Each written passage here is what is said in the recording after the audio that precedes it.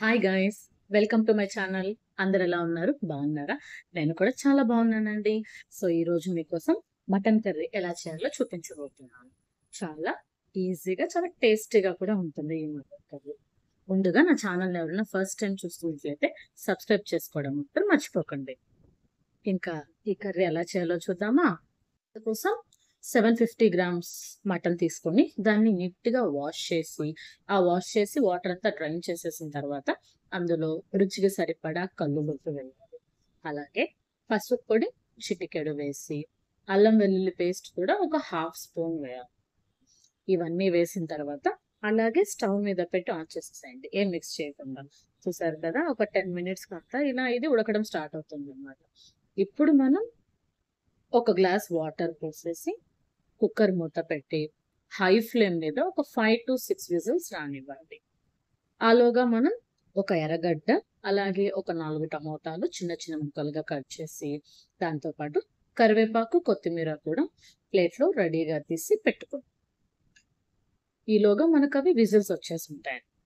Whistles వచ్చాక stove off చేసేస్తాం. Next తర్వాత స్టవ్ ఆన్ చేసి బాండలి పెట్టి అందులో ఒక 5 స్పూన్స్ ఆయిల్ వేసి ఆయిల్ వేడెక్కిన తర్వాత అందులో యాలకులు, లవంగం, అలాగే చెక్క, ఆ మూడింటిని కొంచెం కొంచెంగా తీసుకొని ఆ తర్వాత ఇందాక కట్ చేసుకున్న ఎర్రగడ్డ, కరివేపాకు రెండింటిని కూడా అందులో వేసి బాగా వేయించాలి.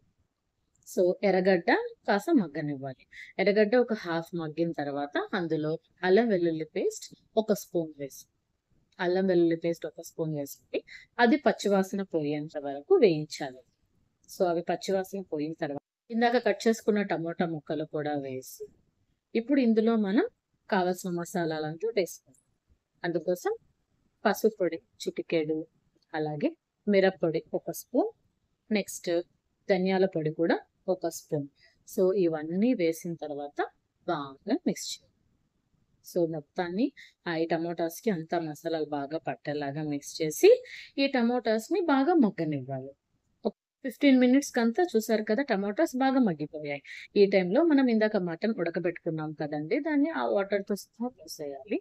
ఇలా పోసేసిన తర్వాత మొత్తాన్ని బాగా మిక్స్ చేసేసుకొని ఈ టైంలో మనం ఇంకొంచెం వాటర్ కూడా ఇందులో యాడ్ చేస్తాం.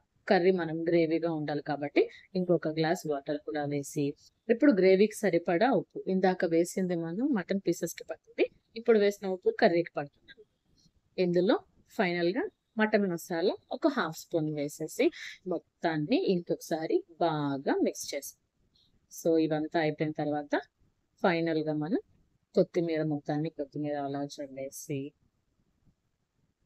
మూత పెట్టి ఒక 20 మినిట్స్ ఉడకనివ్వండి హై ఫ్లేమ్లో. ఒక 20 మినిట్స్ హై ఫ్లేమ్లో ఉడికిన తర్వాత చూసారు కదా, గ్రేవీ బాగా చిక్కబడిపోయింది, కర్రీ రెడీ అయిపోయింది. Tasty mutton curry ready. చాలా సింపుల్ అండ్ ఈజీగా కూడా అయిపోతుంది అనమాట, చాలా టేస్ట్గా కూడా. ఈ వీడియో మీకు నచ్చినట్లయితే లైక్ చేయండి, అలాగే నా ఛానల్ని సబ్స్క్రైబ్ చేసుకోండి. ఈ రెసిపీ ఎలా ఉందో కమెంట్ చేయండి. Thanks for watching. బాయ్.